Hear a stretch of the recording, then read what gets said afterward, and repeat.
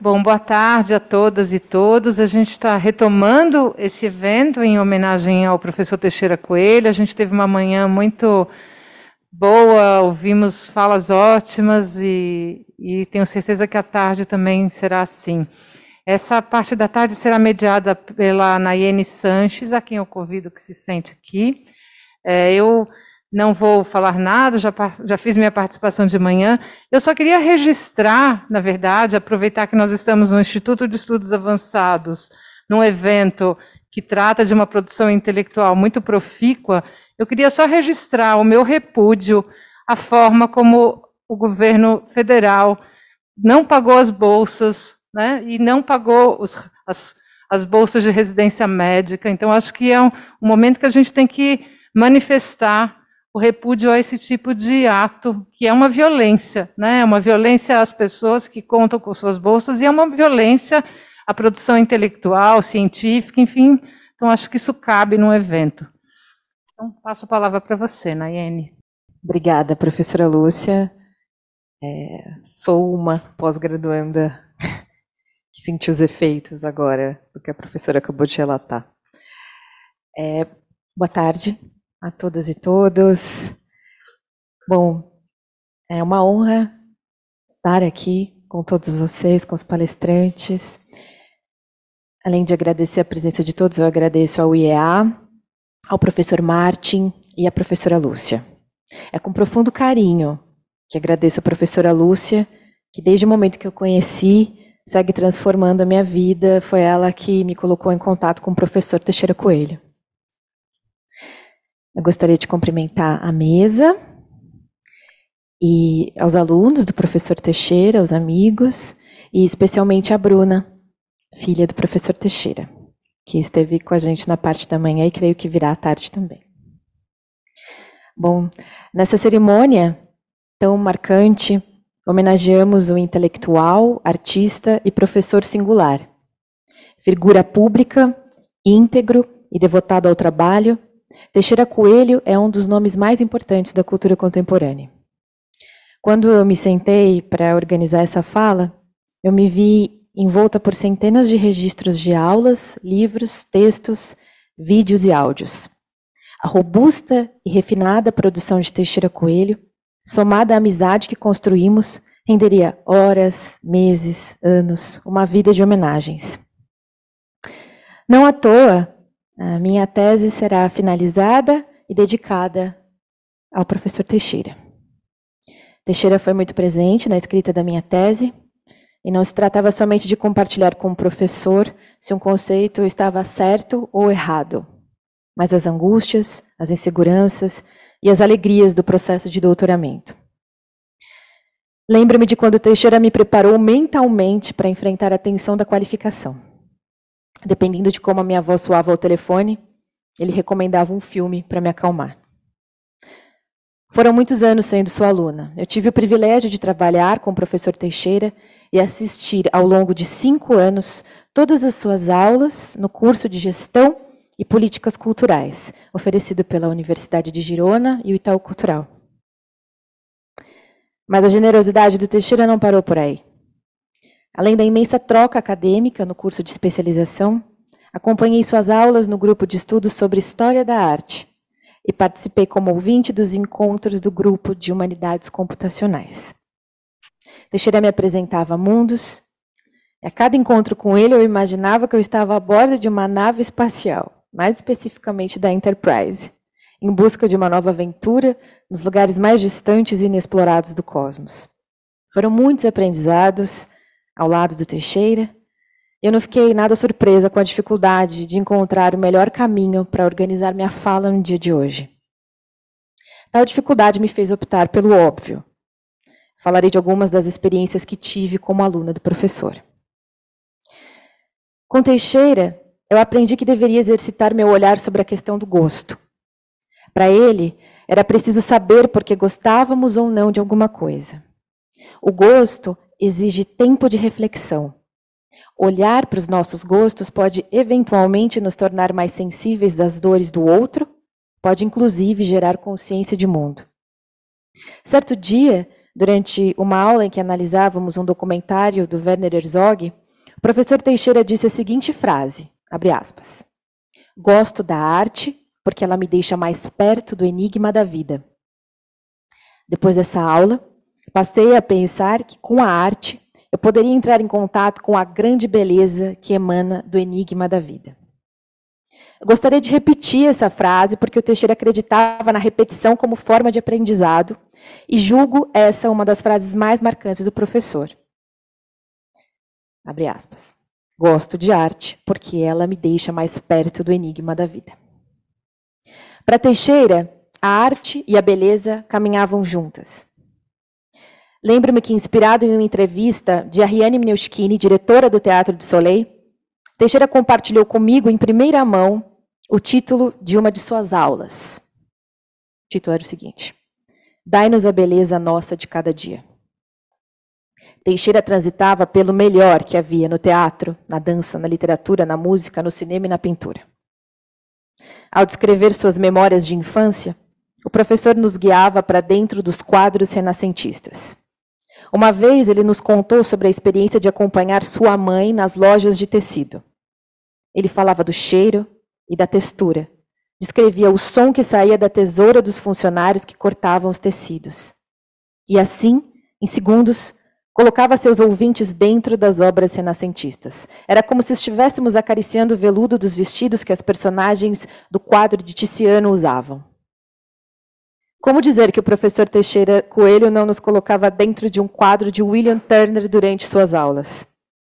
Não é de se espantar que os alunos saíam sem chão, inebriados, descabelados, perplexos, sobretudo transformados.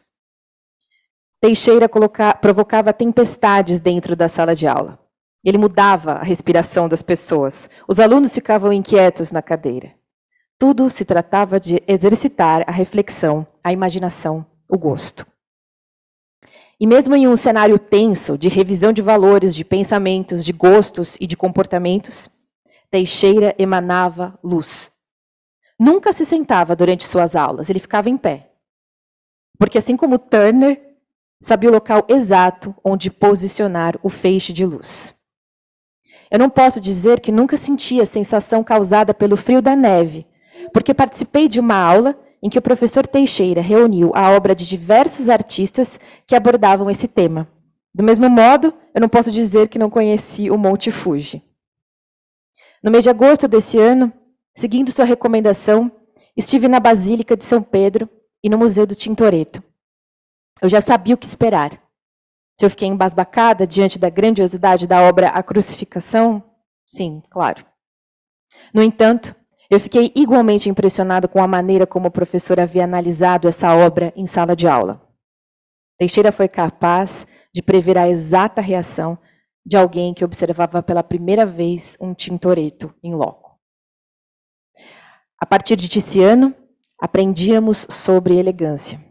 Temas como dinâmica e movimento eram ensinados a partir de Tintoretto.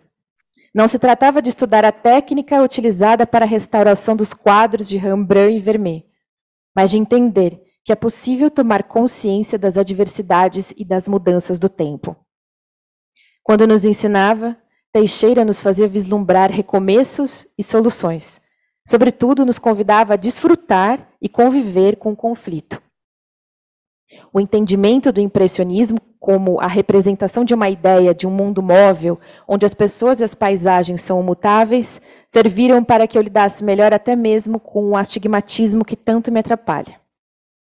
Assim como Cristo, Teixeira é um escultor do pensamento que confronta o espaço e seu tempo. Assim como Richard Serra, as ideias de Teixeira penetram e contribuem para refinar nossos sentidos. Sem sair da sala de aula, viajávamos de metrô pela Rússia, podíamos experimentar comemorar nas construções arquitetônicas mais ousadas do mundo e desfilávamos no red carpet do Met Gala. O cinema italiano e também Godard, já muito citado aqui, eram presenças certas nas suas aulas. Outro elemento sempre presente era o jazz. Com Teixeira, aprendi que quem avança para o futuro sem medo é Malevich, Borges Flora Yukomovich, Mahler, Regina Silveira, Brecht e o grande filósofo de todos os tempos, Eli Roth. Nos divertíamos trocando impressões sobre Tarkovsky, Bergman e Chekhov. Lembro-me de falarmos demoradamente sobre o filme Drive My Car nas últimas conversas que tive com ele. Na ocasião, mencionamos a maravilha que é o ofício do ator. Eu disse para Teixeira que o diretor de teatro Antunes Filho acreditava que o ator era, na verdade, um professor. Ficamos refletindo por um bom tempo sobre esse assunto. Passamos, então, a comparar o ofício do professor com a imprevisibilidade da dança de Kazuo Ono. Falamos sobre os artistas e os professores, que conseguem inspirar quem os ouve a preencher o espaço entre as sílabas. Teixeira me ensinou a apreciar a harmonia da natureza. No Dia dos Professores do ano passado, eu enviei a ele um girassol.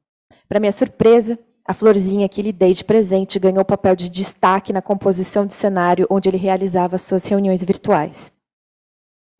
Assim como as melhores obras de arte e de cultura, não há dúvidas que a obra de Teixeira Coelho antecede o futuro. Sua obra não nos obriga a nada, apenas nos aguarda. Para mim, o professor Teixeira era um artista de primeira ordem, um exímio professor, uma dádiva da cultura.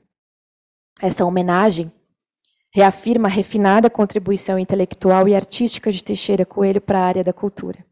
A fertilidade do trabalho do professor é celebrada por alunos intelectuais de grande quilate. Sua brilhante obra é motivo de orgulho para o Brasil e uma grande contribuição para a cultura contemporânea mundial. Posto isto, convidamos para essa segunda parte do evento intelectuais e artistas para falarem sobre algumas das obras do professor Teixeira. Então, teremos hoje Néstor Garcia Canclini, que falará do Dicionário Crítico de Política Cultural, Christine Greiner, de Antonin Artaud, Regiane Cantoni abordará E Cultura, Utopia Final, e Marcos Bastos será responsável para comentar a obra com o cérebro na mão. Um aviso importante, as perguntas deverão ser encaminhadas para o e-mail do IEA. Então, eu vou falar agora, pausadamente aqui, o endereço de e-mail, que é iearesponde@usp.br. Muito obrigada, uma boa experiência a todos. Agora eu só gostaria de, antes de passar a palavra para o professor Canclini, dizer, Néstor Garcia Canclini é antropólogo e cientista social, é pesquisador emérito do Sistema Nacional de Investigadores e professor investigador do Departamento de Antropologia da Universidade Autônoma Metropolitana. Foi titular da Cátedra Olavo Setúbal do IEA. Muito obrigada, professor Canclini. A palavra é sua. Buenas tardes. Es un enorme gusto poder participar de esta conmemoración de nuestro amigo y admirado autor, profesor. Agradezco por eso al Instituto de Estudios Avanzados de la USP y también me da un gran gusto poder saludar especialmente a Bruna, la hija de Teixeira, presente, según entiendo, en esta reunión. Estas palabras son un acto de agradecimiento a la obra múltiple de Teixeira Coelho. Conocí y admiré su trabajo como líder y crítico cultural, como pensador, como curador o comisario de exposiciones de arte, como novelista y ensayista, y por supuesto en una tarea visible o apenas insinuada en todas estas actividades, es decir, como investigador. Quiero referirme particularmente a su trabajo como editor.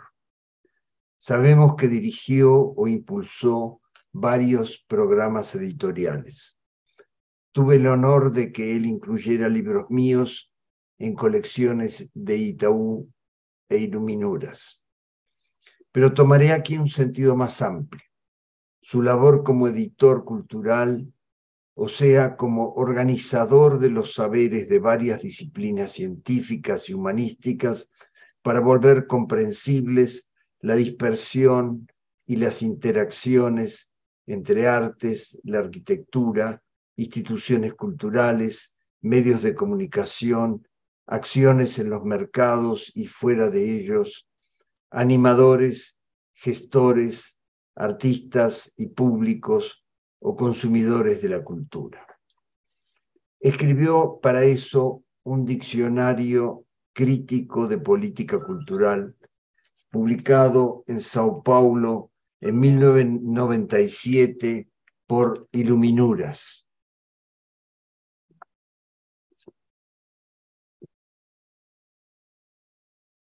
Una primera edición en español apareció en el 2000, auspiciada por el ITESO, una universidad muy prestigiada de Guadalajara, en México, y el Consejo Nacional de Cultura de México.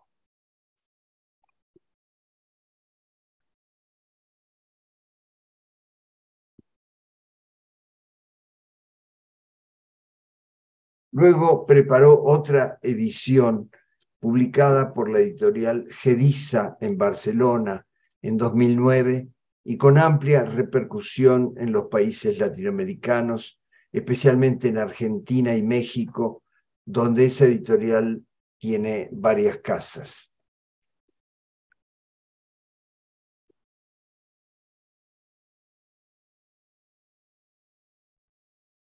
El diccionario contiene 8 entradas escritas por especialistas convocados por Teixeira Coelho, y él escribió las demás a partir, las demás entradas, artículos del diccionario, a partir de una investigación bibliográfica realizada por el equipo del Observatorio de Políticas Culturales de la Escuela de Comunicaciones y Artes de la Universidad de Sao Paulo.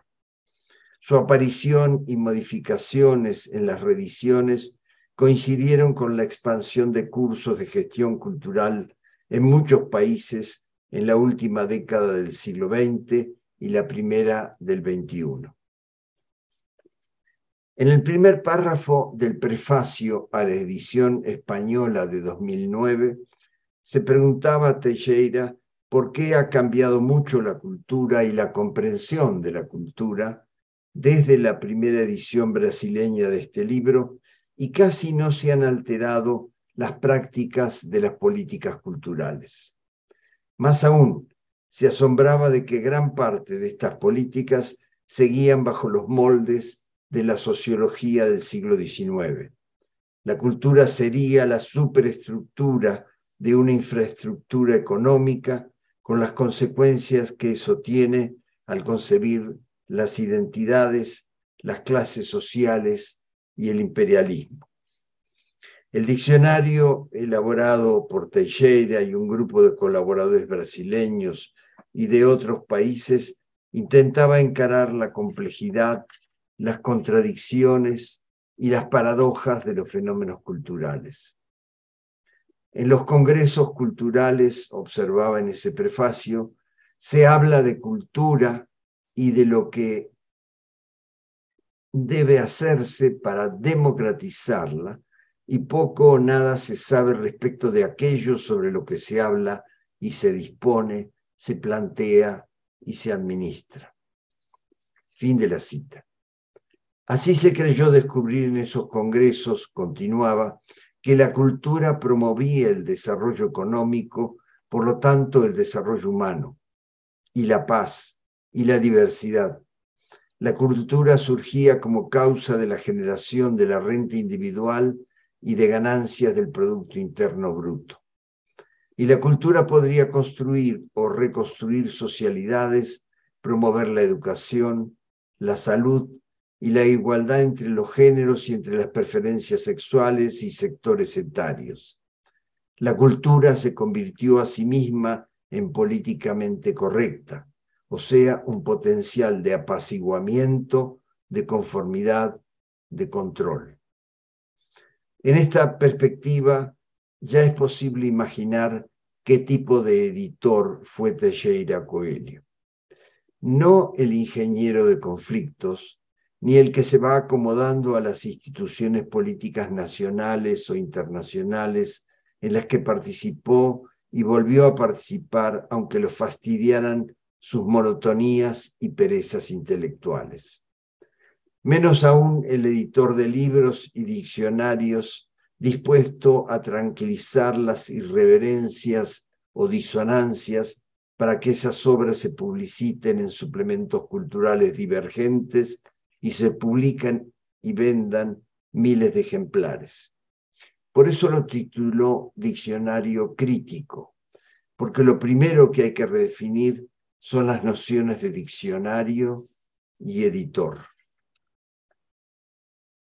Un diccionario en el que se dedican entradas a nociones como analfabeto secundario, artista instituido, componente destructivo, contracultura, dirigismo cultural, expropiación cultural, libertarianismo, y donde estas palabras conviven con incentivo cultural, mecenazgo, memoria, paseo cultural y voluntarismo cultural, busca meter ruido.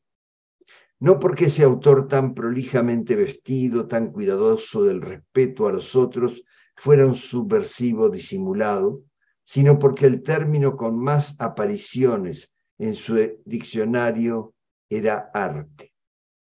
Reconocía ciertos cambios desde la primera edición del diccionario, por ejemplo, la consagración de los derechos culturales y de la diversidad cultural en la UNESCO y en otras instituciones.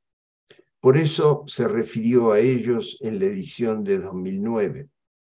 También la tecnología, de la que se ocupó con un grupo de investigación de la USPI en sus años finales, sin dejar de pensar a la vez sus nuevos aportes y sus nuevas pérdidas para la vida social y cultural. Muchas nuevas entradas en la edición más recientes llegan dinamitadas, podríamos decir, por las sospechas de que han suscitado los cambios. Y al mismo tiempo, en el postscriptum, que no estaba en ediciones anteriores, anuncia lo que podría ser una política cultural sistémica en busca de un esquema suficientemente abierto, amplio y generoso, como nunca lo fue cualquier práctica o experimento de política cultural en el pasado. Por parecidas razones y tensiones, la edición de 2009 del diccionario incluye un anexo dedicado a distinguir cultura y arte, los puntos de contacto y alejamiento entre una y otro.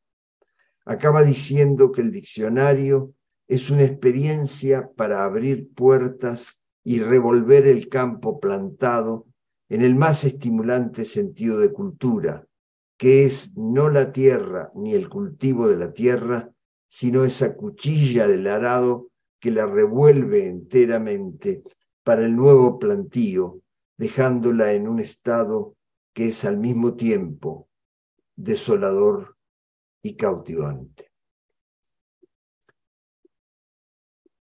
Hice algunas comparaciones entre los términos que disminuyeron sus entradas en la primera edición del diccionario y entre la primera edición del diccionario y la más reciente, como capital cultural que pasó de 14 a 3, competencia artística de 12 a 1 y gusto de 16 a 1. También vi el reconocimiento de nuevas palabras en la edición de Gediza, culturas periféricas y discoteca básica. En general, muestran una mirada atenta a los nuevos procesos y el protagonismo o descrédito de términos en la conversación cultural. Pero prefiero detenerme en otros significados de este singular editor de los desempeños o performance de la vida cultural en los más variados países occidentales y otros como Japón. En una carta mail, la llamo así porque era un amigo de los que en el correo electrónico aún escribían cartas, Teixeira, hablando nada menos que de lo que en Brasil se llama testamento vital y en México voluntad anticipada, evocaba el abismo entre el concepto y la emoción. Me decía que esa distancia vuelve al concepto falso y fantasmal. Es una carta del 23 de agosto de 2019. Si ante la muerte tendemos a atenuar su fuerza destructiva, recuperando la voluntad del individuo que anticipa en su testamento cómo se administrará su sufrimiento y el dolor de familiares y cercanos, la reducción del impacto destructivo del arte en los ordenamientos culturales puede volver falsa y fantasmal la promoción cultural de lo que el arte ofrece como acción. Son admirables los artículos del diccionario en los cuales Teixeira lucha con los programas destinados a encuadrar el acontecimiento estético en las teorías del arte por el arte. Por ejemplo, de Hannah Arendt y de André Malraux. Encuentra antecedentes luminosos del lugar central de la acción en el arte contemporáneo, evocando las discusiones de Mario de Andrade en los años 1944 y 1945 al escribir El banquete. Da nueva luz a las violencias pictóricas de Jackson Pollock, las irrupciones antiinstitucionales del Guerrilla Art Action Group, las acciones artísticas del Bread and Puppet, el Living Theater y el Teatro Laboratorio de Grotowski, el Théâtre du Soleil en Francia, el Teatro de lo Invisible de Augusto Boal y los penetrables de Ligia Clark o Elio Oiticica. Erudición histórica editada, haciéndose cargo de la fuerza destructiva y a la vez, en los siguientes artículos, de los debates sobre cómo recibir en la acción educativa esos desafíos sin domesticarlos. Cómo conviven entre las políticas del arte público como decoración y como provocación con los derechos individuales y colectivos.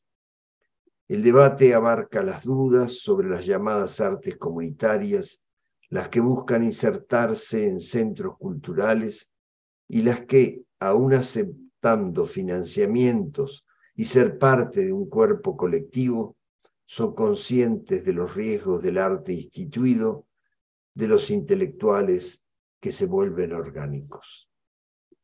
Un diccionario de política cultural, ensayado para incluir la crítica y las experiencias artísticas o comunitarias o individuales que evitan las alianzas mortuorias entre política y cultura. Teixeira sigue entre nosotros como el curador que no quiere ser comisario, el cuidador de las colecciones e instituciones abierto a las irreverencias del arte-acción.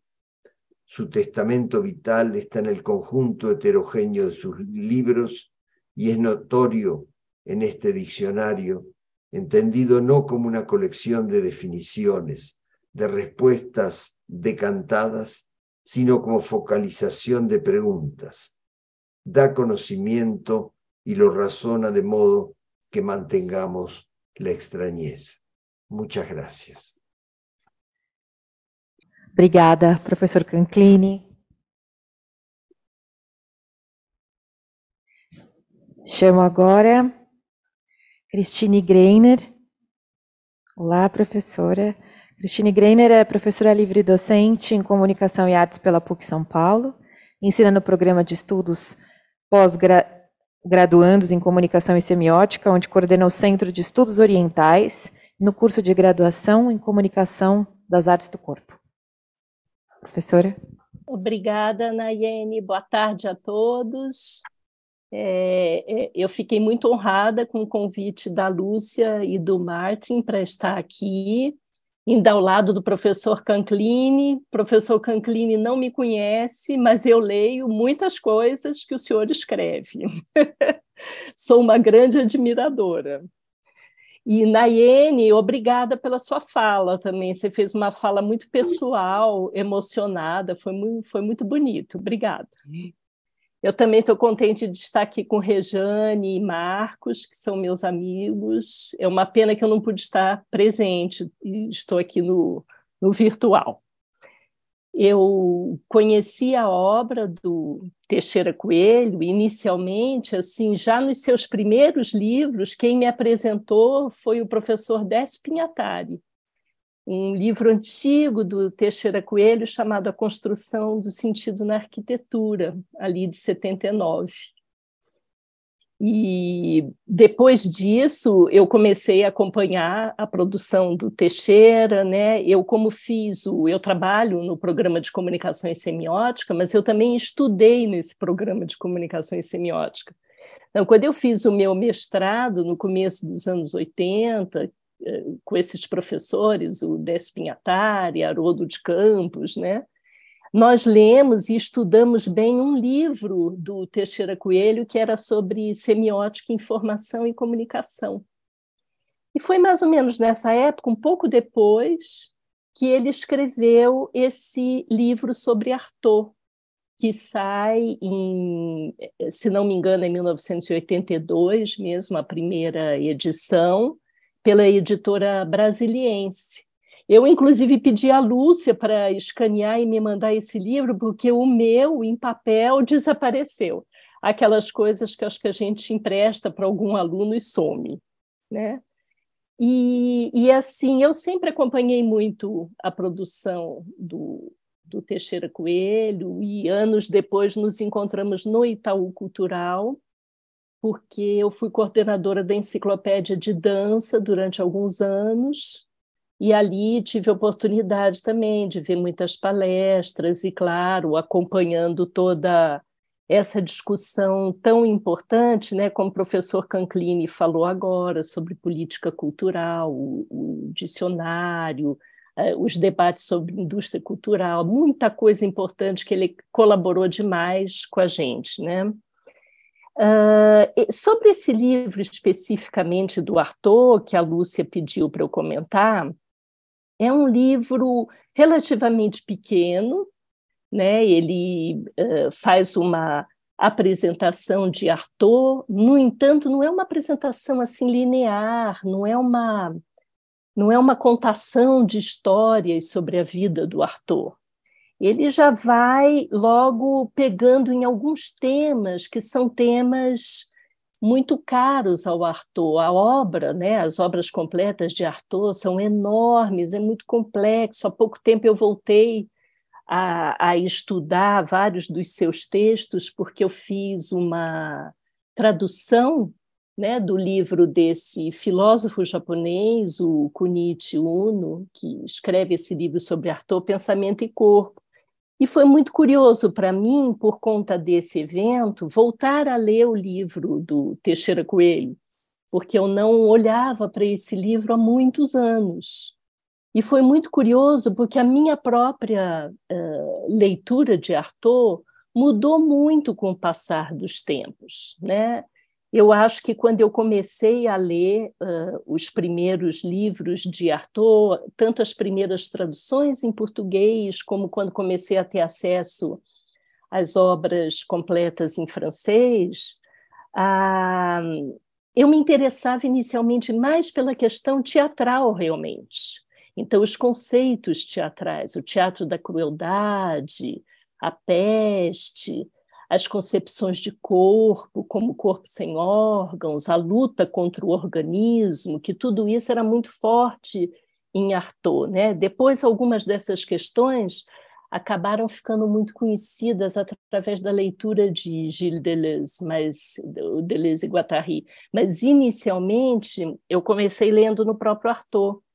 E, voltando agora para o livro de Teixeira Coelho, me dá a impressão que o livro não se refere apenas ao próprio livro, mas, assim como todos nós que lemos Artaud, é provável que o Teixeira tenha ficado contaminado pelo Artaud em outras obras que ele escreveu.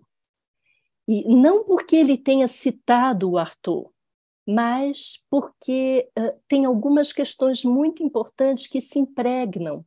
E é muito interessante a gente olhar para o Artaud num viés assim contemporâneo, para pensar algumas discussões que ele fez naquela época. Então, por exemplo, lendo no livro do Teixeira, aparece toda uma discussão sobre questões de sexualidade e gênero que estão presentes na obra do Artaud. E que a primeira vez que eu li, não pensei em nada disso. Mas como hoje são questões tão importantes e relevantes nos debates contemporâneos, fica muito instigante voltar para alguns trechos da obra de Artaud que Teixeira Coelho cita e traduz no seu livro. Por exemplo, eu vou dar um exemplo para vocês de uma frase que ele coloca aqui. Ele diz, é uma frase de Artaud que ele seleciona. A sexualidade nasce de uma fuga do esforço do corpo, no sentido de rechaçar o espírito e de uma fadiga do corpo que, em vez de voltar-se talvez para si, sai pela esquerda, através do coração, e volta para o meio, sem subir até a cruz, negadora desse trabalho. E aí ele faz toda uma explicação sobre como essa questão da sexualidade no Artaud já é absolutamente complexa, porque ela não se respalda por um binarismo homem-mulher, mas ela encontra justamente uma complexidade atravessada, onde o gênero masculino e o gênero feminino não são excludentes. E foi muito curioso, porque nesse momento em que tantas discussões aparecem sobre os não binarismos sexuais, e isso é um tópico tão efervescente, não só no Brasil, mas em vários lugares do mundo, é curioso perceber como o Teixeira Coelho, de certa forma, intuiu isso, porque essa é uma questão que tem um destaque no livro, né? Depois ele fala sobre muitas coisas, ele vai falar sobre o Heliogábalo, Van Gogh, e tem uma ênfase muito importante também na questão da morte, da dor, do mal.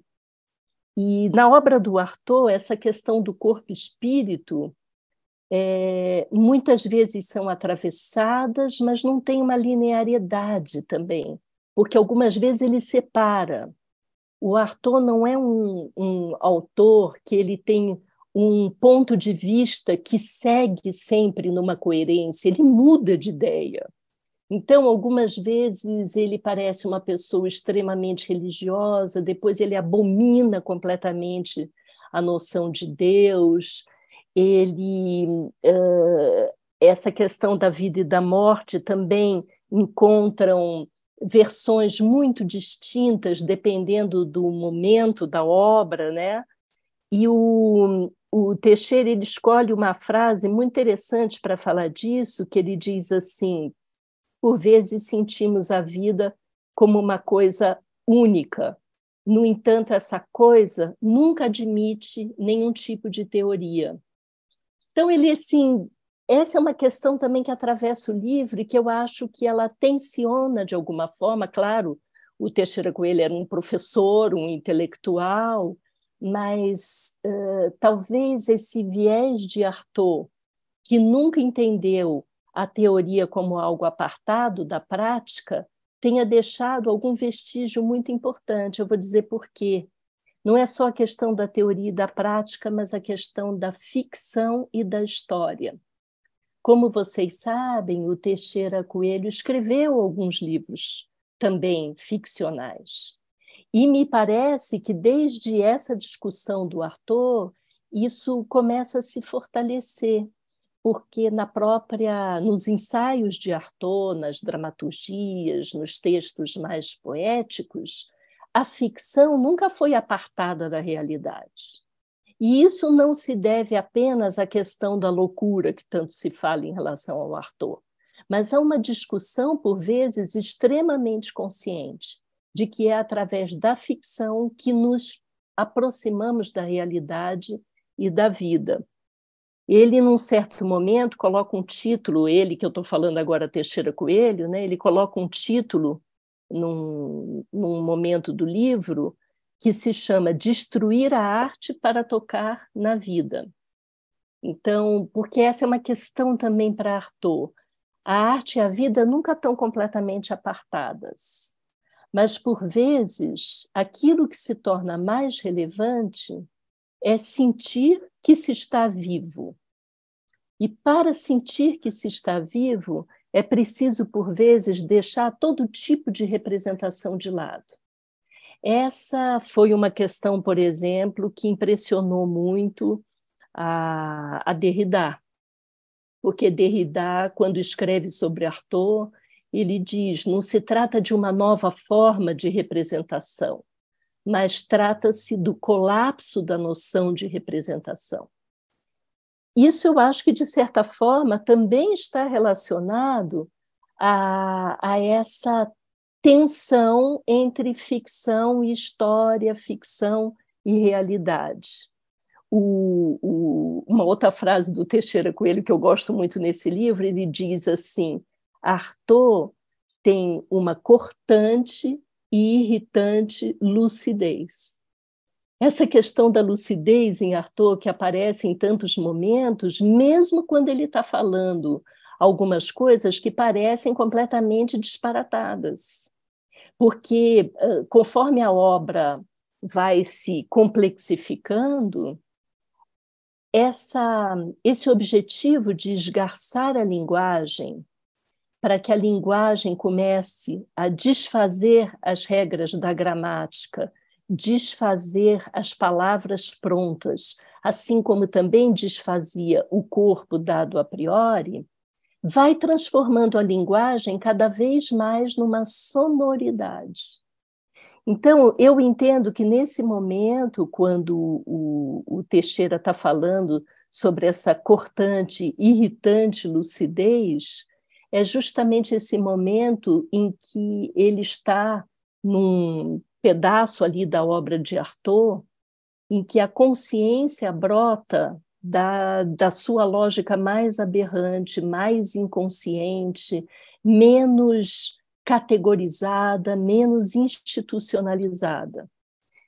E é curioso, né? Porque Teixeira Coelho sempre lidou muito com as instituições, fossem elas instituições culturais, ou universidade, ou museu, mas há maneiras e maneiras de se lidar com uma instituição. E tendo o Artaud internalizado, o modo como lidamos com as instituições é sempre de maneira um pouco atravessada e desconfiada. Então, afirmando as possibilidades que temos de lidar com essas instituições que podem nos alimentar e alimentar a sociedade, mas também sempre desconfiando dos seus regimes disciplinares. Então, me parece que tem alguma coisa aí muito interessante para a gente pensar nessa insistência de Artaud em outros livros, e não só nesse, que era o tema principal, né? Uma outra frase muito bonita dele, que eu acho que tem uma captura importante aí do Artaud, é quando ele diz: um homem só se possui através de lampejos esparsos, e mesmo quando se possui, nunca alcançará a sua totalidade. Então, assim, eu poderia falar muitas outras coisas aqui sobre esse livro do Teixeira Coelho e do Artaud, mas o que me parece que talvez seja mais interessante é a gente pensar o seguinte: o Artaud, ele foi um autor que teve um impacto muito grande e que vai muito além apenas das pessoas que trabalhavam com o teatro ou com as artes. Ele tem um impacto filosófico no modo de se pensar, no modo de se pensar linguagem, corpo, instituições, os limites tênues entre sanidade e loucura, entre a própria subjetividade e a subjetividade do outro, tópicos relacionados à religião e, principalmente, tópicos relacionados a uma certa concepção de corpo que nunca se apronta, mas que está sempre num certo estado de precariedade. Então, me parece que essas questões elas seguem com o Teixeira Coelho, mesmo quando o tópico não era esse. E aí eu fiquei até surpresa, porque eu achei que ia ter uma fala nessa mesa sobre aquele livro dele da história natural da ditadura. Não ia ter alguém falando disso? Ou será que eu vi errado na programação? Não tinha, Lúcia, alguém? Oi, Cristine, não. Ah, não, então... Não, hoje não. A gente... Sim. Mas então eu eu queria bobeei. só aproveitar que eu estou falando, assim, como a minha percepção foi capturada por você nessa perspectiva de que o Arthur era muito internalizado pelo Teixeira. Acho que a obra dele, apesar de ser um livro pequeno de tamanho, numa coleção de apresentação, mas eu acho que ele tem uma densidade muito grande, e essa perspectiva que me pareceu muito feliz a sua leitura, é muito bom você ter falado sobre isso, mas acho que o Arthur informou a obra dele sempre. Então, eu tenho essa impressão também, Lúcia, que bom que você pensou isso. E esse livro, particularmente, que é um livro que eu gosto muito, esse História Natural da Ditadura, para mim, o Arthur está muito claro nesse livro. Não sei se é porque essas questões todas da dor, da precarização, também estavam muito presentes nesse livro, mas eu vejo com muita clareza o Arthur. Então, era isso que eu queria falar para vocês, e eventualmente depois das outras falas, se alguém quiser conversar, perguntar alguma coisa. É só esse dado, né? Eu acho que mesmo as pessoas, então, que não são pessoas de teatro, né? A gente sabe do enorme impacto de Artaud na filosofia, mas eu acho que não é só na filosofia francesa, é um impacto muito grande num certo modo de conceber a vida, a morte e esses estados de vulnerabilidade que têm uma potência para virar o jogo.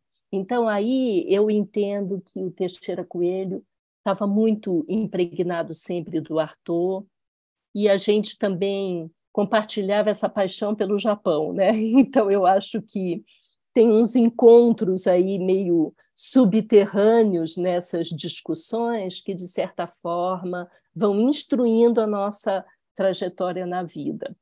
Obrigada, Lúcia. Obrigada a todos. Então, vamos seguir aqui. Depois, se alguém quiser perguntar alguma coisa, eu estou à disposição.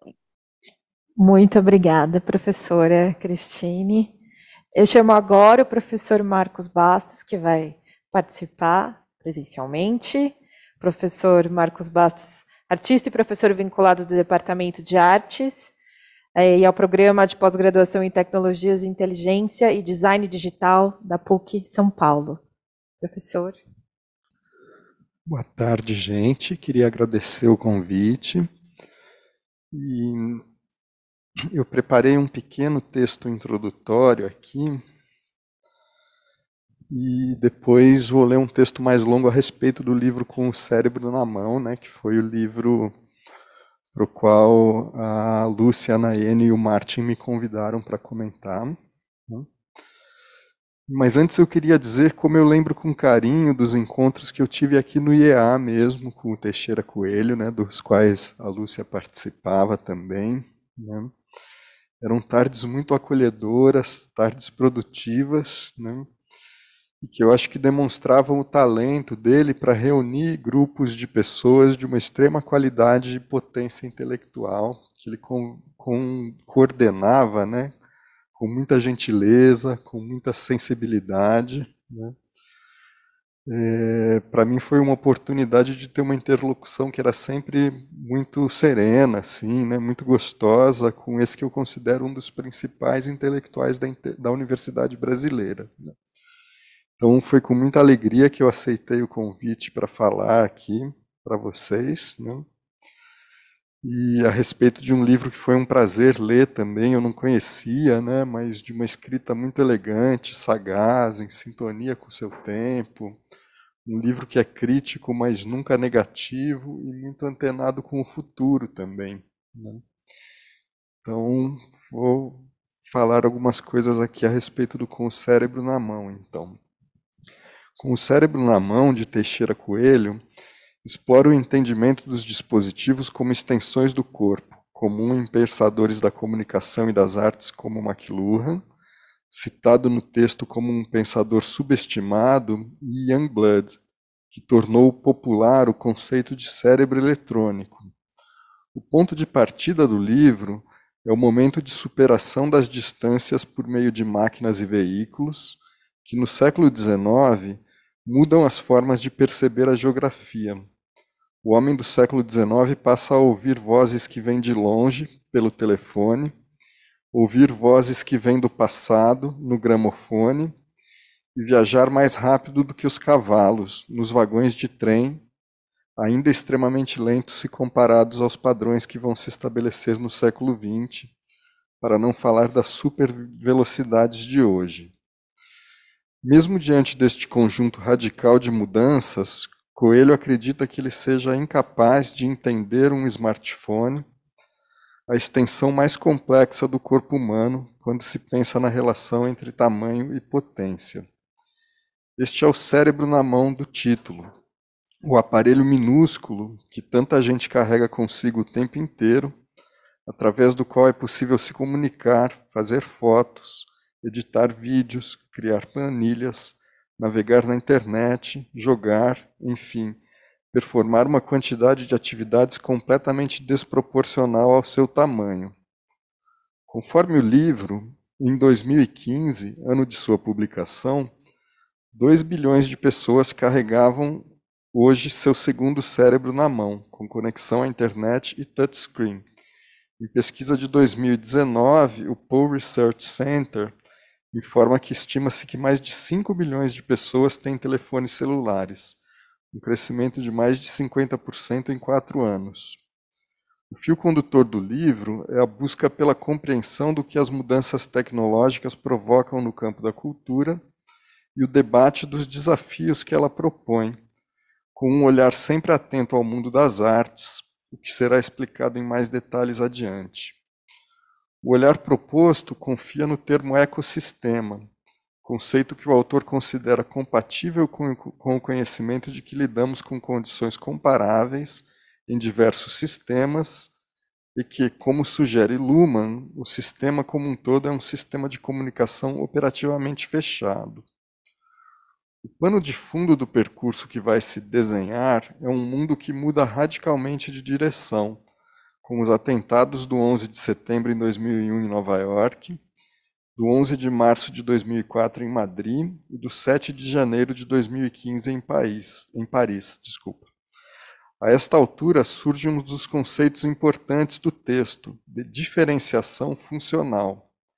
Ele aparece no seguinte trecho, abre aspas, reconhecendo o caráter utópico das aspirações humanas, incluindo aqui a vocação do século XXI para a violência e o mal, talvez em seu estágio avançado, devo dizer desde logo que a reflexão que aqui faço, num ensaio de entender a dinâmica cultural de hoje, se reveste de nenhuma pregação, nenhum lamento, nenhum discurso moral sobre o que fazer, como um dia fez Lenin, mas não deixo de tomar partido.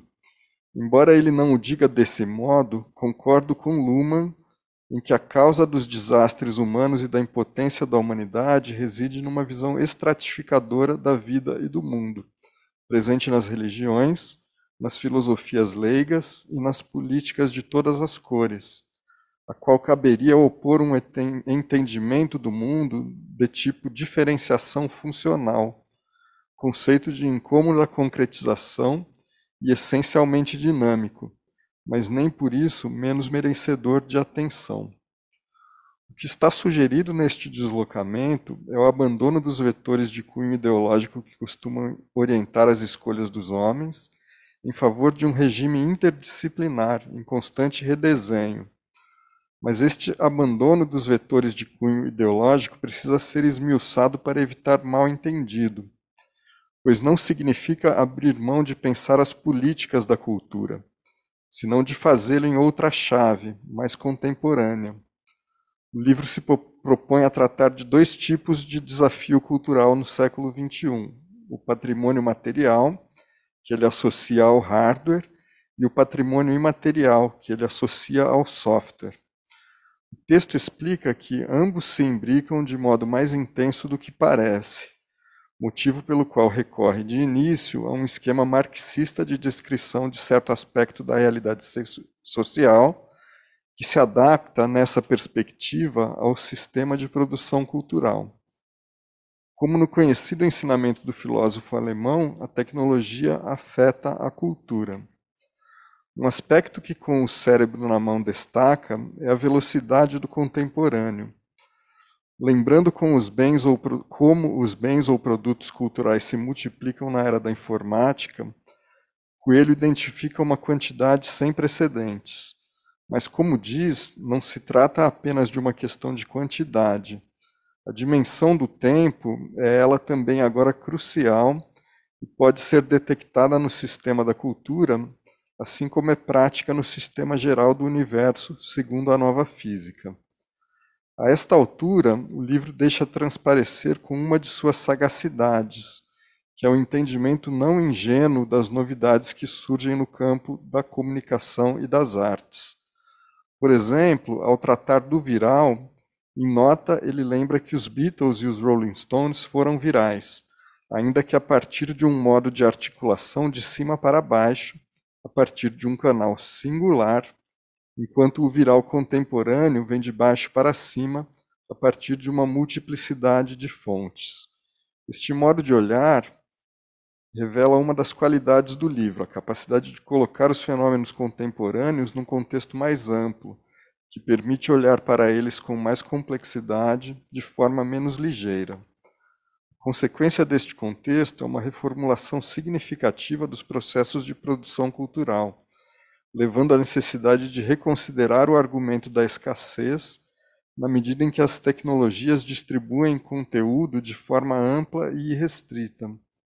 Não se trata da cultura das elites culturais, que sonham com mais equipamentos culturais para ampliar os seus domínios, mas se trata da cultura que existe hoje em dia, radicalmente heteróclita e pulverizada.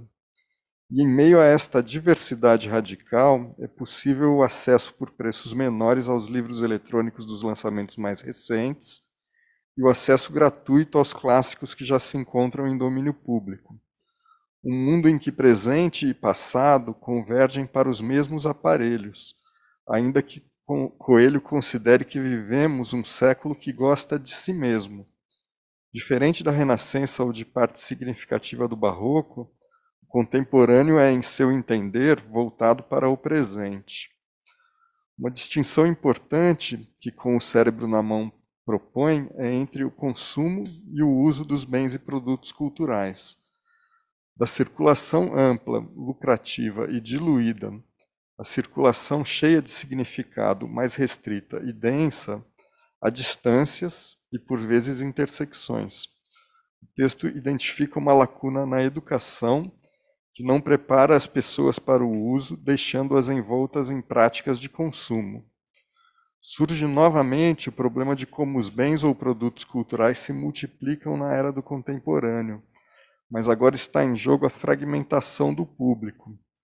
Pela ótica de McLuhan, que relativiza a importância do conteúdo nos processos de comunicação, o que importa no contemporâneo é esta forma de distribuição mais distribuída, esta forma de difusão mais distribuída e personalizada, em que os conteúdos estão acessíveis ao clique no lugar e momento em que o espectador assim o desejarem, diluindo o tecido comum no qual a cultura de massa já foi compartilhada. Coelho recorre a Canclini para tratar desta questão, enunciando o surgimento de uma sociedade sem relato, que, conforme o texto, designa não tanto uma sociedade de onde o relato está ausente, mas uma sociedade de relatos em profusão e em excesso, uma sociedade sem relato unificado. É esta profusão de relatos que resulta na fragmentação mencionada acima, uma fragmentação que dialoga, em seu entender, com a poética de Curras, Joyce e Godard, e que, portanto, tem suas potências. Nas palavras do autor, ecoando ares que se sucedem ao contexto descrito por Benjamin no conhecido artigo O Narrador, trata-se de uma sociedade em que a comunicação tende a zero enquanto a informação tende ao máximo.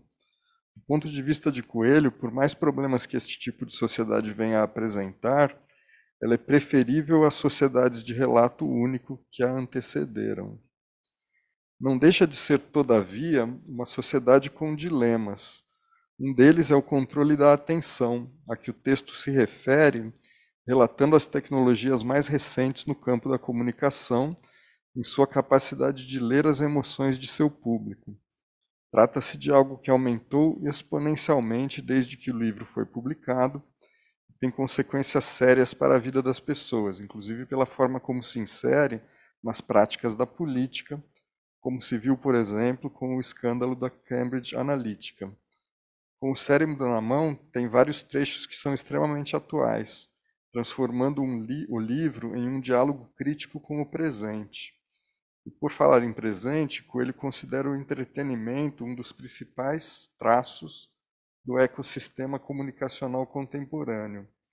O problema é complexo e aparece em nuances no texto, que sempre se recusa ao caminho fácil de ser refratário ao presente, apesar dos problemas que se apresentam e dos quais o texto não desvia. Num lance sofisticado de análise, com o cérebro na mão, aproxima esta dimensão do entretenimento do universo do design, especialmente do programa de inserir a arte na vida, desenvolvido pela Bauhaus. Conforme o próprio texto, não é raro ouvir intelectuais sérios denunciarem a estetização da vida cotidiana e combaterem-na como mais um exemplo do sistema consumista em que vivemos.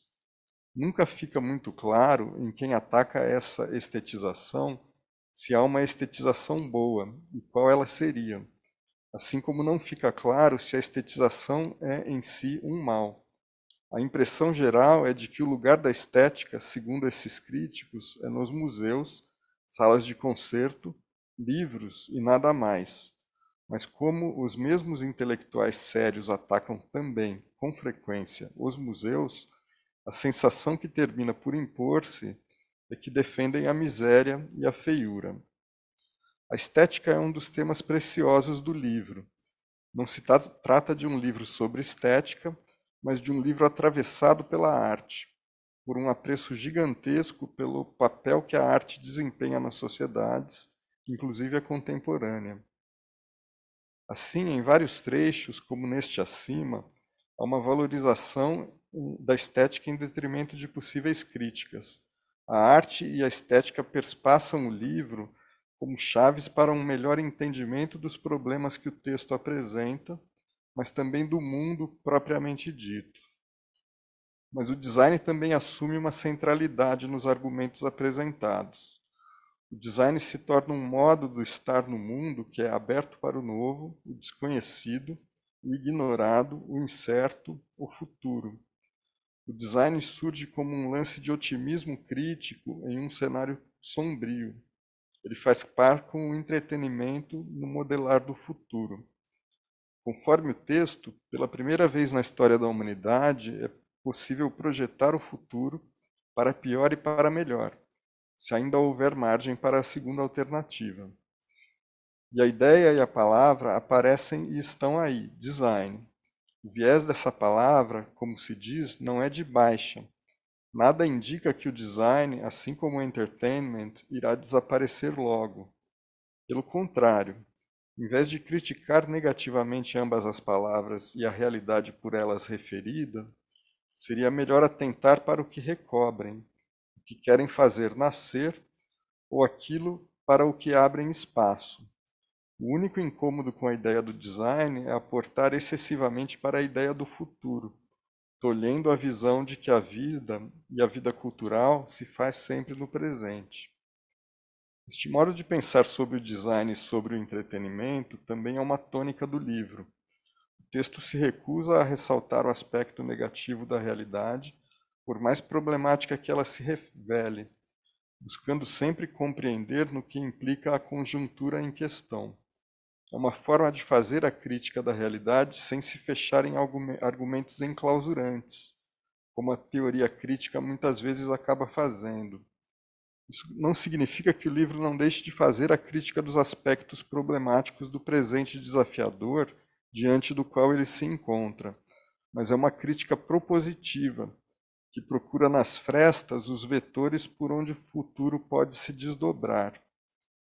Outro aspecto importante de Com o Cérebro na Mão é a sua capacidade de identificar conjunturas a partir das quais se pode pensar o presente. O livro apresenta um contemporâneo que vem mudando de forma intensa, uma espécie de eclipse progressivo do iluminismo. Este contexto resulta de um enfraquecimento do discurso científico e da confiança na mídia, que vai levar ao atual contexto de polarização e fake news. No livro, isso aparece em sua gestação, por exemplo, a partir do tema do retorno da religião e do choque de civilizações. Há uma breve arqueologia do presente, que contextualiza de forma consistente o estado das coisas nesta segunda década do século XXI. O livro também dialoga de forma precisa com os acontecimentos do presente. Ele é um livro atual não apenas pelos argumentos e pelo recorte proposto, mas também pela capacidade de sair do terreno do pensamento abstrato e aterrissar no tecido complexo dos fatos. Esse tema do retorno da religião é perspassado por acontecimentos, da destruição da cidade assíria de Nimrud pelo Estado Islâmico, que apaga memórias milenares em questões de horas, ao atentado contra o Charlie Hebdo. O texto destila fatos que mostram como a herança iluminista perdeu sua abrangência. O panorama europeu que o texto compila, com toques de retorno da religião e ascensão da extrema-direita em países como a França e a Dinamarca, foi se tornando cada vez mais global com o passar dos anos. Em 2016, Trump foi eleito nos Estados Unidos, em 2018 foi a vez de Bolsonaro. O texto captura o que parece ser um momento de virada, no Brasil já em curso desde o golpe contra Dilma Rousseff. Este percurso pelo mundo que gira à direita leva o texto de volta ao cérebro na mão, num dos momentos de importante posicionamento sobre o papel da tecnologia na cultura, pois afinal este é um dos panos de fundo de toda a discussão em pauta. Aqui Coelho se descola de McLuhan, que lhe serviu de farol para pensar a questão da fragmentação na cultura contemporânea. Esta é a lição dos grandes autores, saber dialogar com suas referências com distanciamento suficiente para absorver o que interessa e deixar de lado o que não interessa. Após encontrar brechas e respiros no design, o texto se depara com o fechamento do que os novos processos em rede parecem vir impondo. Um trecho em especial resume a questão.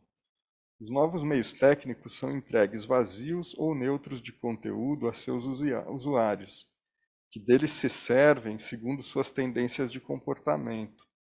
Verdadeiro conteúdo destes meios. E uma boa parte deste conteúdo está sendo preenchida pelos porcos espinhos, num movimento conservador ou reacionário de intensidade inédita.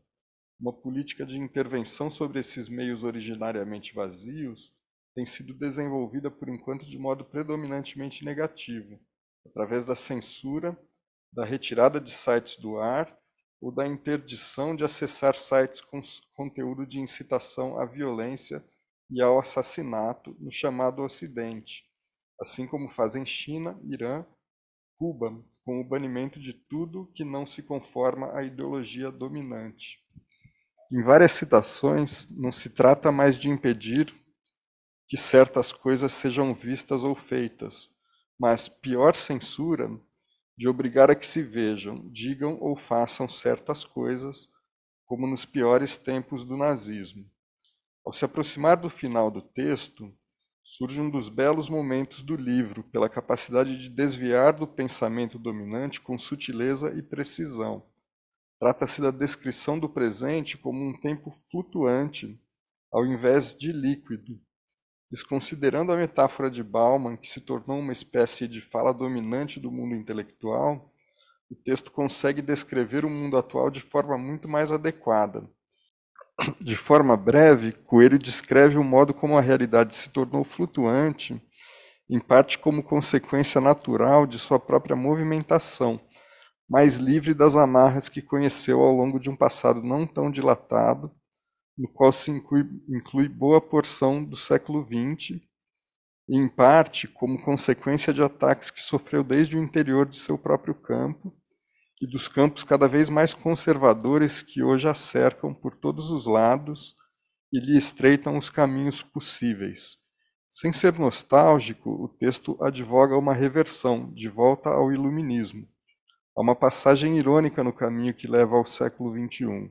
Os discursos de desconstrução dos saberes dominantes, que marcaram os ativismos distribuídos que surgem a partir de 1968, ao mesmo tempo que levaram ao campo de diversidades, abriram as fendas por onde a negação do discurso da ciência e a confiança na mídia tornaram possível o ressurgimento de um pensamento de extrema-direita. É isso que explica a urgência que Coelho atribui à educação, tomando a arte como ponto focal e irradiador e a política cultural. Com o Cérebro na Mão é um livro curto, mas potente, que mapeia o presente com precisão e sonha futuros possíveis. Obrigada, professor Marcos. Agora eu chamo a Regiane. Regiane vai participar online. Vou. Oba! Vamos. Regiane, vou só te apresentar. Regiane Cantoni é artista, trabalha com instalações interativas, site específico, em grande escala, é pós-doutora em artes pela Universidade de São Paulo, membro do grupo de Humanidades Computacionais. Foi coordenado pelo professor Teixeira. Regiane, é com você. Oi, que tarefa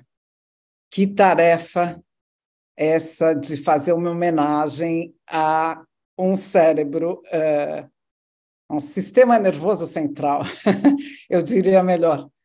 Falar sobre o livro E Cultura, a Utopia Final, do Teixeira Coelho, era a missão.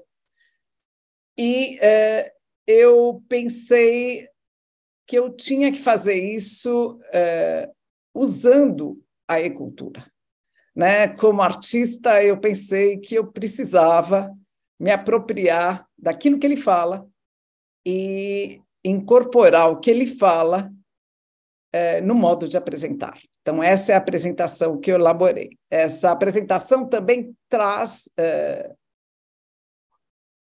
duas coisas. Uma delas é uma história que chama Réplica, de um projeto chamado Réplica. Esse projeto aconteceu porque dois pesquisadores de novas mídias canadenses, eles tinham uma empresa, tem uma empresa, ela, e que envolve pesquisa em inteligência artificial, que envolve conhecimento de Web 2, que envolve uso de novas mídias, enfim. Eles fizeram uma viagem a Nova York e o sócio dela sofre um acidente de carro, ele morre e ela tem a ideia de colocar toda a produção que ele tinha feito numa espécie de arquivo vivo dentro de um avatar. Esse projeto se chama Réplica, todos nós podemos entrar nessa plataforma e iniciar o depósito dos nossos desejos, das nossas ideias, dos nossos projetos. A gente pode colocar quem somos no ciberespaço ou no metaverso e esperar que a tecnologia se desenvolva a tal ponto que, no futuro breve, com interfaces de alta definição, a gente possa continuar vivendo. Então, diante dessa ideia, eu achei essa ideia muito tentadora. Quem sou eu para falar do livro do Teixeira? Eu construí, então, um texto audiovisual com a apresentação do livro.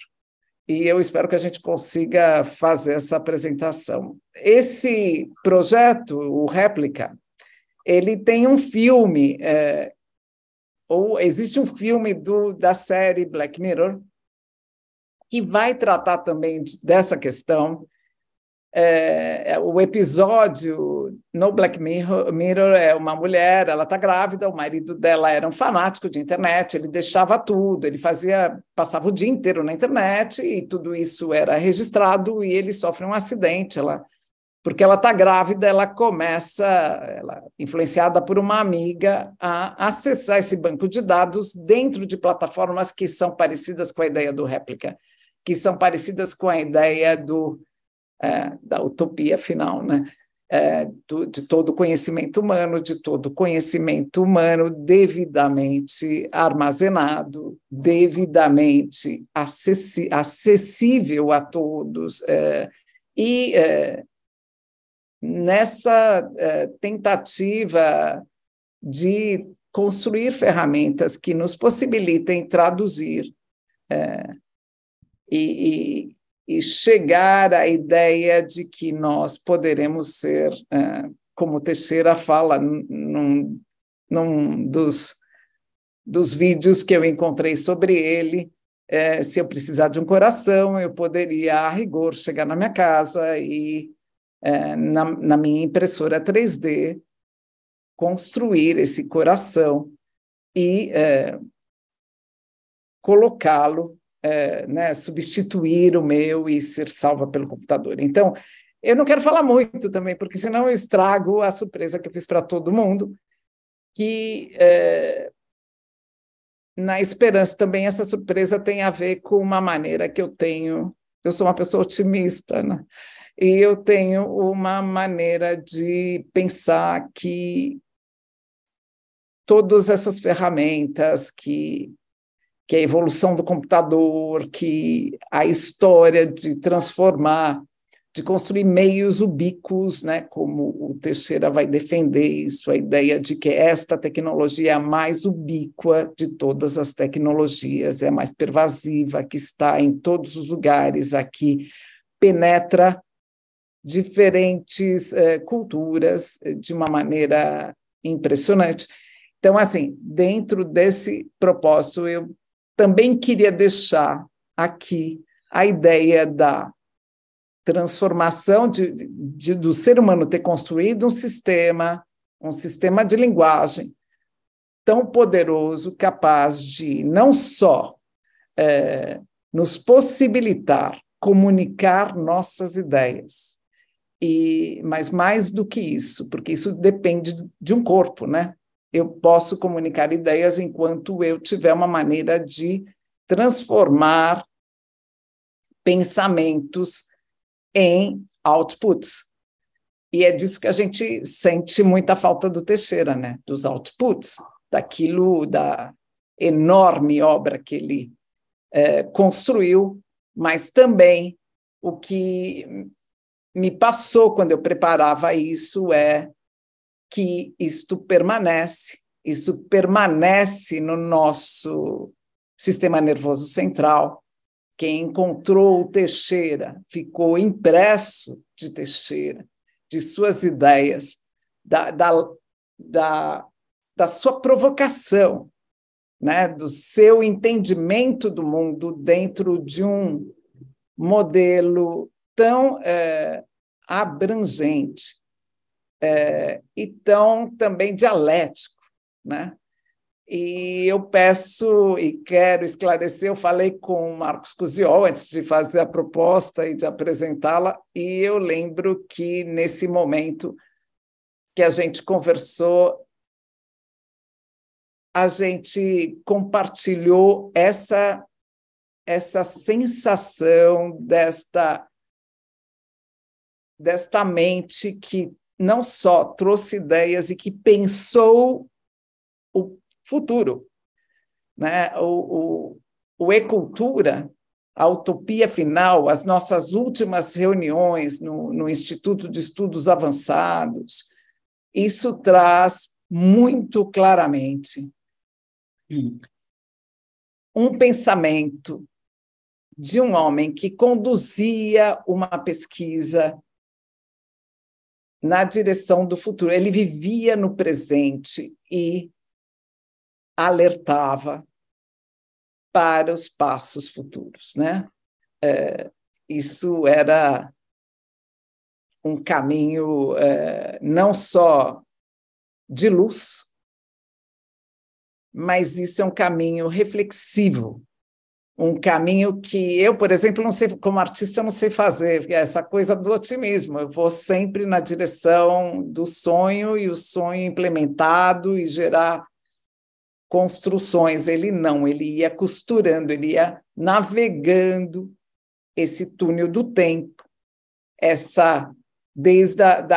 pensando o mundo como um sistema complexo de linguagens, uma mente extremamente semiótica, que apontava para ações. Isso também acho que é uma dos aprendizados que eu recebi nesses últimos anos de encontros promovidos pelo Covid, encontros online. Eu sempre me encontrei online com Teixeira, nesses grupos de estudo. Então, assim, essa pegada pelo canal do réplica, do avatar, daquilo que pode, sim, se manter eterno. A E-Cultura. E-Cultura, o que é? A cultura eletrônica. Tudo isso que nós estamos usando aqui agora é cultura eletrônica, né? Esta imagem que me parece extremamente significativa de uma mão robótica que segura com o máximo cuidado a uma pecinha minúscula que está entre o polegar e o indicador. E, normalmente, quando eu tenho pesadelos, eu fico pensando que aquela pecinha minúscula que está entre o polegar e o indicador somos nós, é cada um de nós. Esse é o nosso panorama.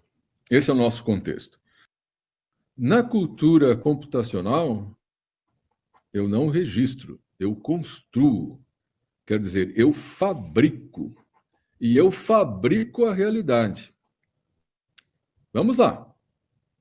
Eu alucino. A cultura computacional é esta. Eu estou na frente de um computador, vocês possivelmente também.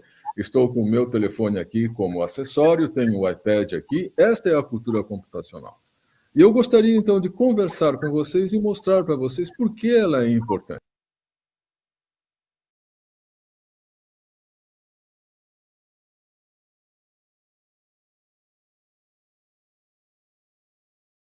Os elementos dessa cultura,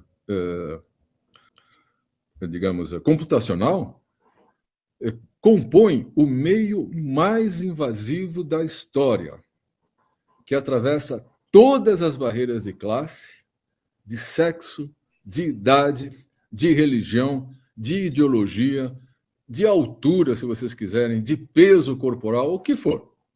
Imaginem maneiras de categorizar as pessoas na face deste pequeno planeta, e esta cultura eletrônica é aquela que mais tomou conta de todos os espaços que contêm, que abrangem, que abarcam estas pessoas. E, além disso, esta cultura eletrônica, ela é bidirecional, quer dizer, é uma rua de mão dupla. Eu, com o meu celular, eu recebo uma mensagem de fora e, na mesma hora, mando uma mensagem. E, além de ser bidirecional, é plurifuncional. Eu posso ver um vídeo, eu posso ver o YouTube, eu posso mandar uma mensagem de texto, eu posso ouvir uma música. Nunca houve na história da humanidade um outro meio cultural, e no fundo todos são meios culturais, nunca houve nenhum outro meio tão invasivo, tão atravessado. O conceito é tecnologia amigável, que é um termo que você deve conhecer. Friendly technology. Friendly. E todos eles nos vendem. Porque este negocinho aqui que eu tenho nas mãos, tem uma tecnologia amigável, friendly. O que quer dizer isso? Que ela é fácil de entender. Um sobrinho meu, com um pouco menos de 2 anos, pegava o iPad da mãe e, por ver a mãe fazer assim, não é como a gente faz para mudar as páginas, por ver a mãe fazer assim, ele começou a fazer assim na tela apagada. Por alguma casualidade, ligou a tela, não é muito difícil, você aperta o botão aqui, já está ligado, e continuou fazendo assim. E fazendo assim, e apertando uns lugares que ele via que parecia botão de parede, que a mãe... As crianças olham tudo, elas observam tudo, elas captam tudo e elas guardam tudo. Nós é que achamos que elas são idiotas, não são. Fazendo assim e tocando em lugares, ele aprendeu sozinho a encontrar os desenhos animados que ele queria.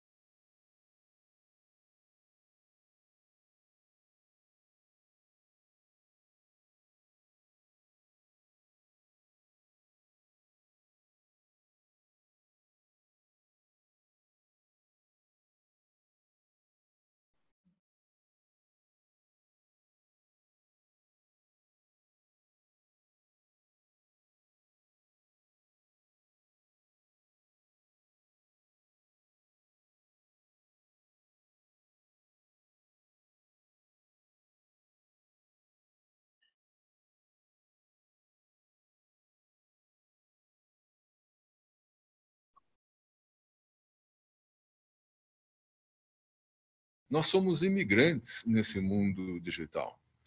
Ocorre que as pessoas que estão nascendo agora, ou que já nasceram nos últimos 5, 10 anos, elas são nativas desse mundo digital.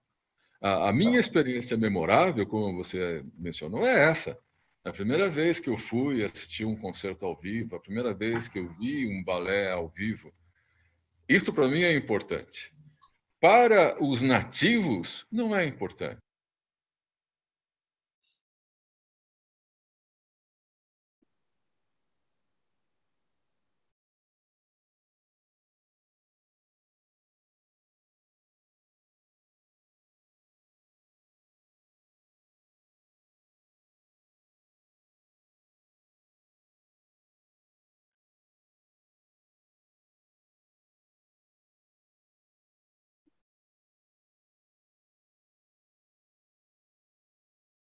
Eu vejo, eu entendo e eu sei que a tecnologia muda a cultura.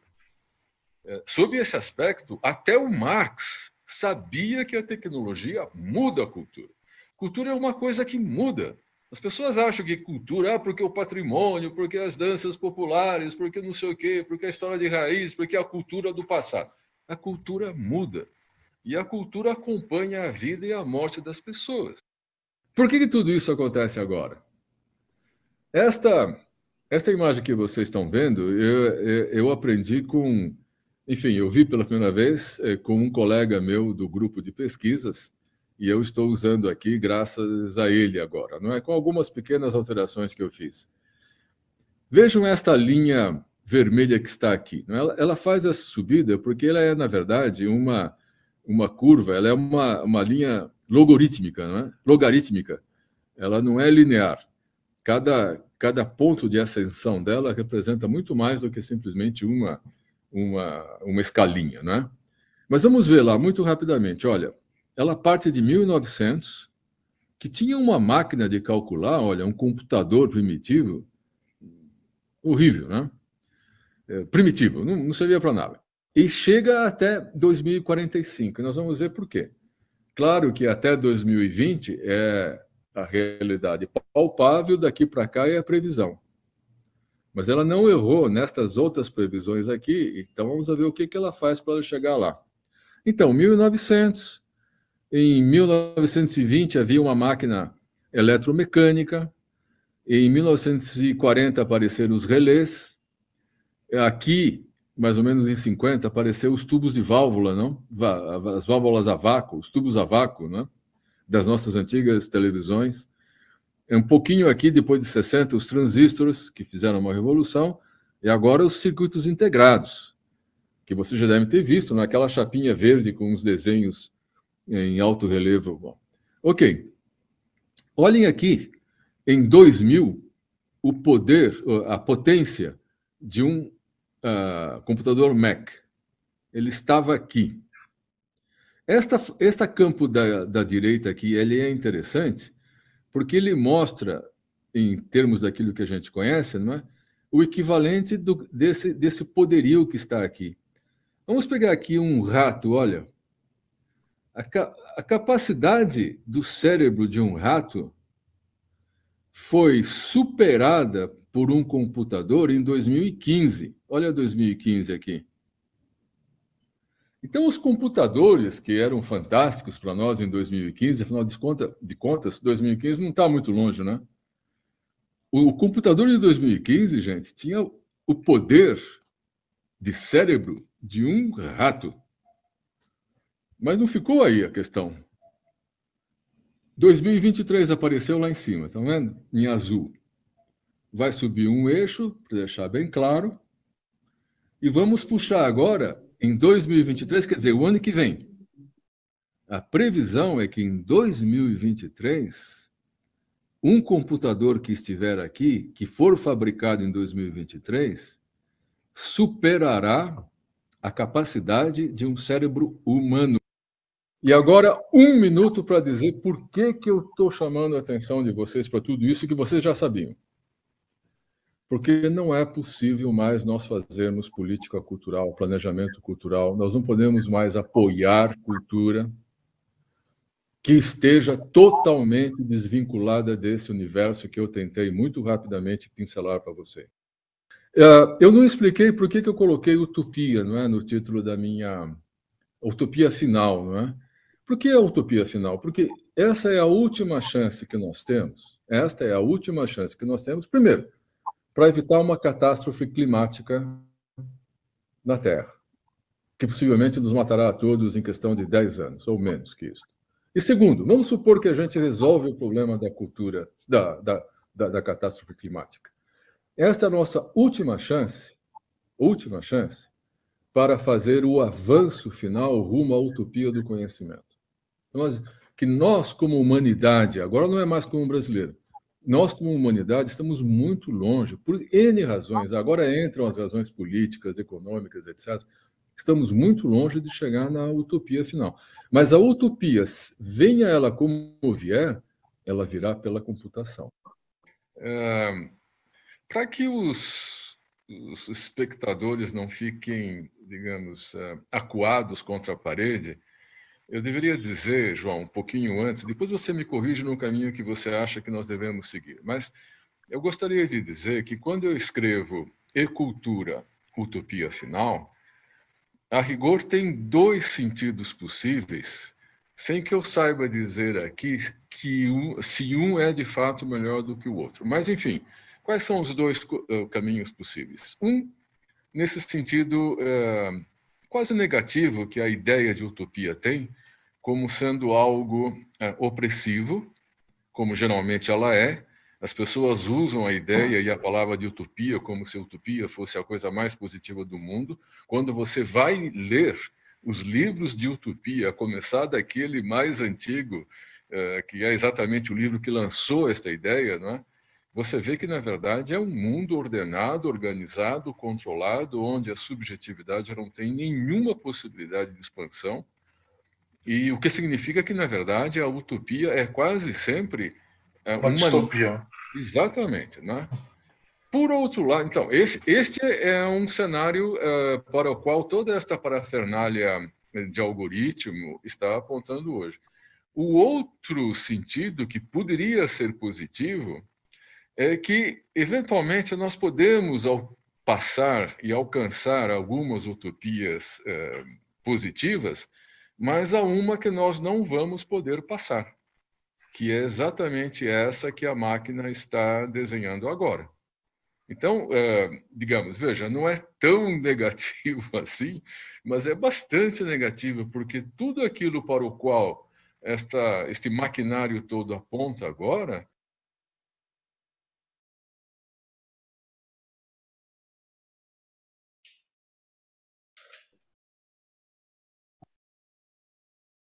a cultura computacional, ela nos promete a realização de todos os sonhos que a humanidade jamais teve. Por exemplo, o sonho de conhecer tudo. O sonho, por exemplo, de prolongar a vida. Um computador pode desenhar para você um coração que eventualmente está faltando para você.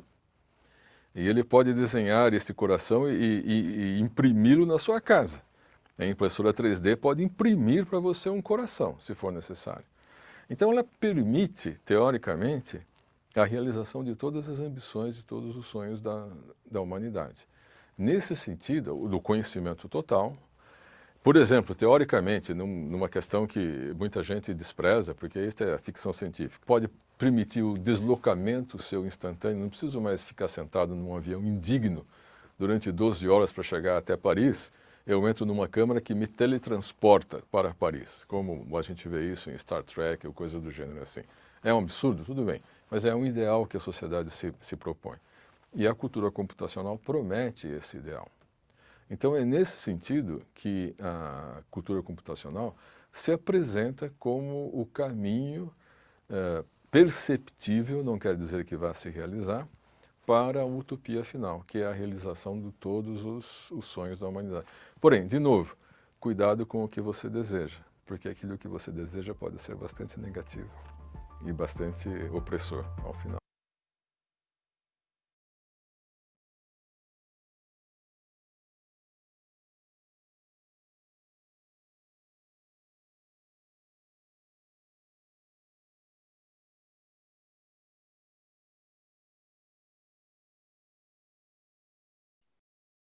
Então, esse foi o meu sonho como humanidade, o sonho de teletransportar o Teixeira para essa homenagem, para que ele continue ocupando não só nossos corações, nossas cabeças, nossos pensamentos, que ele continue nos provocando. Mas a discussão é essa, né? E cultura para quê? Para um mundo melhor, para maiores trocas.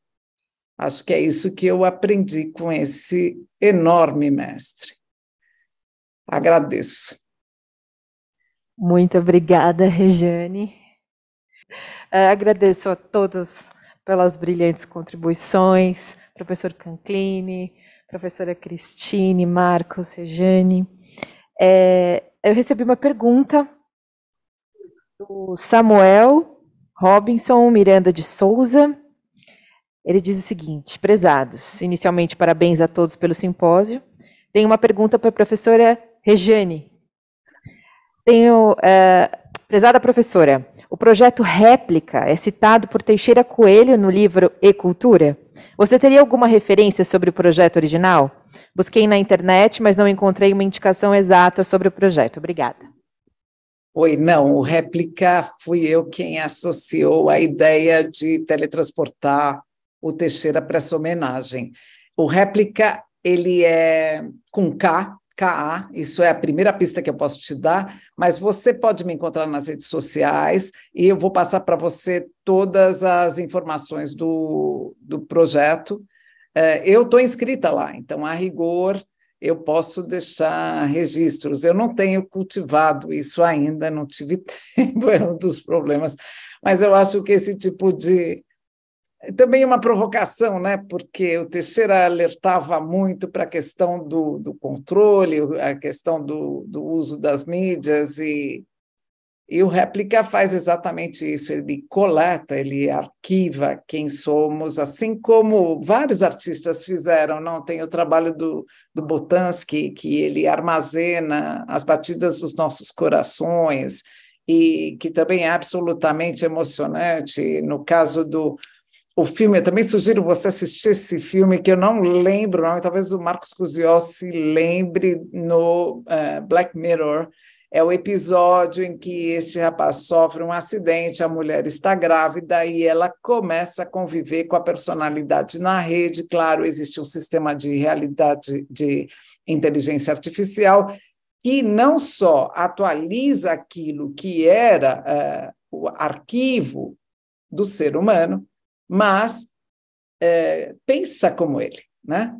É o algoritmo que, a partir de um conjunto de dados, constrói uma personalidade. Existem inúmeros projetos, eu posso... entre em contato comigo nas redes sociais, Regiane Cantoni, e eu te passo todas as dicas que eu tenho, se isso te interessar. Perguntas aqui na sala, entre os participantes, os palestrantes? Bom, eu adorei todas as falas nas suas singularidades, mas a Cristine fez menção ao fato de que, além do Arthur, ela se encontrava com Teixeira pela paixão pelo Japão, e eu fiquei com vontade de ouvir um pouco sobre isso. Se você puder falar, seria muito bom.